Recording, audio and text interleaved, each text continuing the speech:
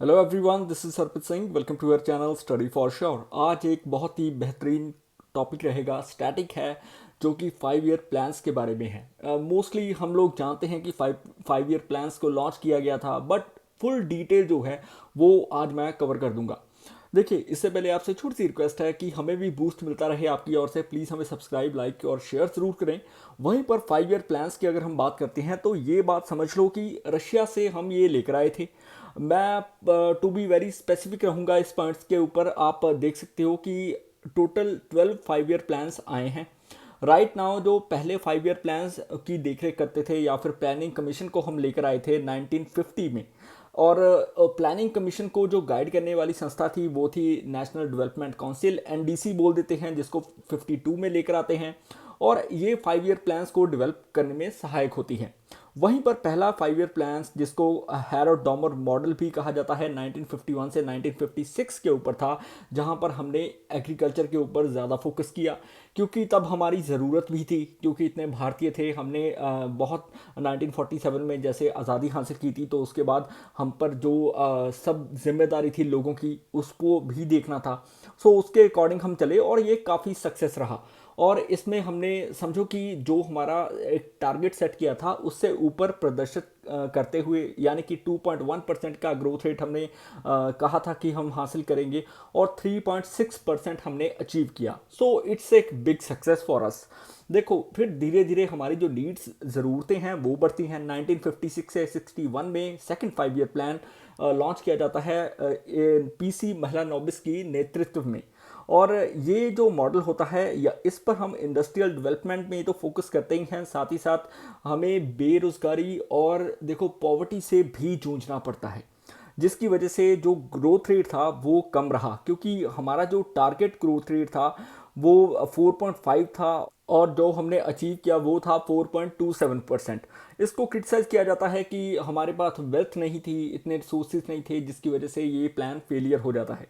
फिर third 5 year plan आता है 1961 से 66 में, जहां पर गडगिल योजना लाई जाती है। ये आप तस्वीर जो देख रहे हैं डॉक्टर डी आर गडगिल की है। इनका बहुत ही अहम योगदान रहा है, लाइकवाइज पीसी महलानोबिस। और इस प्लान के दौरान हमने वीट की ग्रोथ के ऊपर ध्यान दिया, क्योंकि ऑल ओवर दी वर्ल्ड तब आप देखोगे कि ग्रीन रेवोल्यूशन चल रही थी।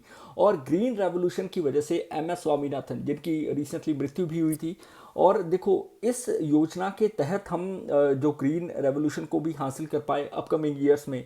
और देखो इसके तहत युद्ध भी हुए। 1962 का आपको वॉर याद होगी, जो कि मेन रीज़न माना जाता है इस प्लान के फेलियर का, क्योंकि देखो कहीं ना कहीं पाकिस्तान ने भी इस चीज़ का फ़ायदा उठाने की कोशिश की थी। 1961 में पाकिस्तान ने भी अटैक कर दिया था। हालांकि हम वो वाला युद्ध जो था वो जीत गए थे, पर द फैक्ट इसकी इसकी वजह से प्लान हॉलीडेज लेकर आए जाते हैं 1966 से 1969 तक। और यहाँ पर पर्टिकुलरली समझो कि इक्वल बैलेंस में फोकस किया जाता है एग्रीकल्चर के ऊपर, साथ ही साथ इंडस्ट्री के ऊपर, ताकि हम अपने देश को स्टेबल कर पाएँ। बट ऐसा नहीं हो पाया, क्योंकि वॉर की वजह से हमारे जो रिसोर्सेज थे वो सारे वॉर में यूटिलाइज हो गए थे, जिसकी वजह से हमें डीवैल्यूएशन करनी पड़ी that time, right. First time जो डीवैल्यूएशन की एक मैं और चीज़ आपको बता दूं कि 3 बार हो चुकी है।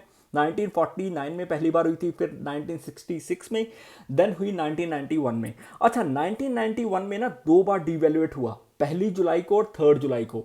ये काफ़ी इंपॉर्टेंट है, सो याद रखना थोड़ा सा, राइट। सो देखो, जैसे जैसे प्लान हॉलीडेज बीतते हैं, जहाँ पर हम एलाइड सेक्टर्स के ऊपर ध्यान देते हैं, एग्रीकल्चर, इंडस्ट्री, फिर हम लेकर आते हैं फोर्थ 5 ईयर प्लान, जो कि 69 से 74 के बीच में होता है, जहाँ पर पर्टिकुलरली स्टेबिलिटी और सेल्फ रिलायंस के ऊपर फोकस किया जाता है। और ये प्लान काफ़ी महत्वपूर्ण रहता है इंडिया के लिए। और 14 मेजर जो बैंक्स थे, इंडियन बैंक्स थे, उनको नेशनलाइज किया जाता है, ग्रीन रेवोल्यूशन लाई जाती है। देखो 14 नेशनल बैंक्स यहाँ पर लिखे हुए हैं, लाइकवाइज इलाहाबाद हो गया, इंडियन हो गया। अभी तो इलाहाबाद को मर्ज करके इंडियन बैंक में लेकर लेकर आए हैं, bank of Baroda. So major banks जो थे ना वो हमने नेशनलाइज कर दिए। और इसके साथ ही 1971 में एक और चीज़ होती है, ईस्ट पाकिस्तान को बांग्लादेश बना दिया जाता है, और इसमें इंडिया की भूमिका अहम रही है, और हमने बांग्लादेश को लिबरेट करवाया। और वहीं पर इसके रेप्लिकेशंस ये थे कि हमारा जो ग्रोथ रेट था वो 3.3% रहा, जिसको हमने टारगेट सेट किया था +5% से ऊपर, राइट। सो ये फेलियर रहा।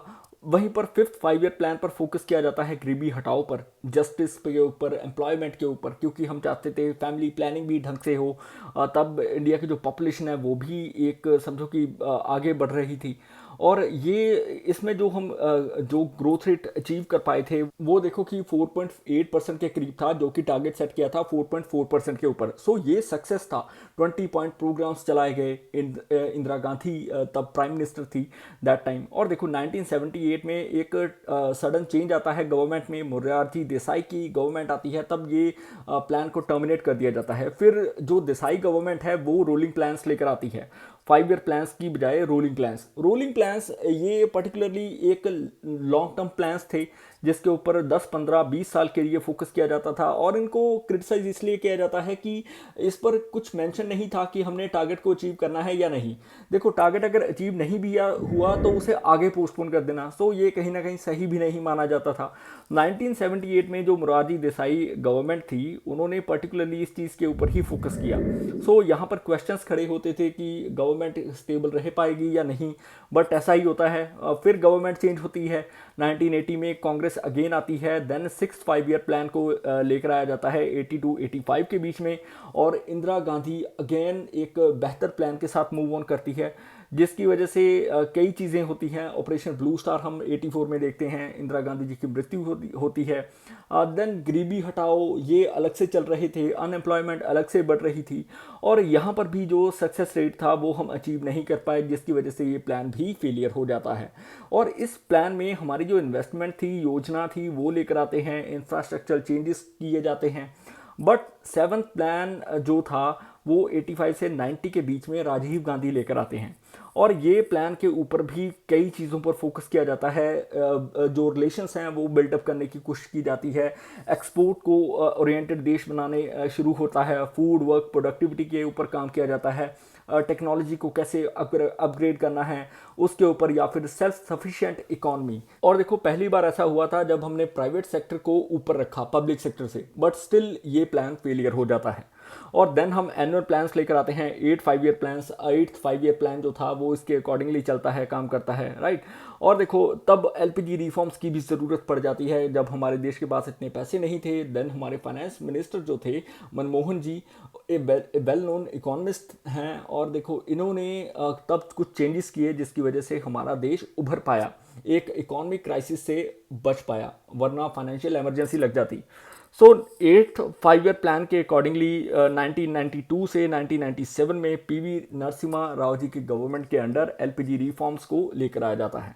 और इन रिफॉर्म्स की वजह से हम आगे बढ़ पाते हैं। और इनका जो एजेंडा होता है वो न्यू इकोनॉमिक पॉलिसी को डेवलप करता है, रैपिड इकोनॉमिक ग्रोथ के ऊपर काम करना, हाईएस्ट इकोनॉमिक ग्रोथ रेट को आगे लेकर आना। 6.8% हमारा इकोनॉमिक जो ग्रोथ रेट था वो रहा, और ये काफ़ी सक्सेस भी रहा प्लान, राइट। और फिर आता है 9 5 ईयर प्लान जो 1997 से 2002 में लेकर आते हैं एबी वाजपेयी अटल बिहारी वाजपेयी जी की गवर्नमेंट, जहां पर growth with social justice and equality के ऊपर काम किया जाता है।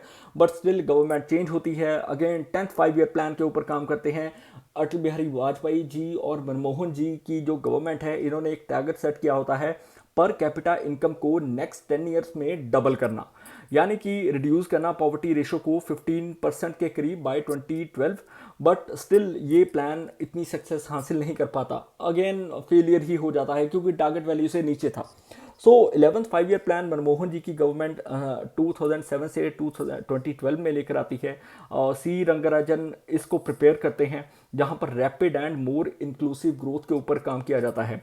फिर आता है 12th 5 ईयर प्लान जो कि 2012 और 2017 में मनमोहन जी की गवर्नमेंट अगेन लेकर आती है, जिसका जो थीम होता है वो होता है faster more inclusive and sustainable growth, जिसका जो ग्रोथ टारगेट हम 8% से ऊपर रखते हैं। बट फिर गवर्नमेंट चेंज होती है और जो मोदी गवर्नमेंट है वो आगे प्लान्स लेकर आती है।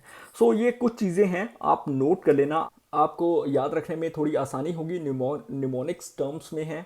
और 3 प्लान आज तक सक्सेसफुल हुए हैं, पहला, पांचवा और आठवां।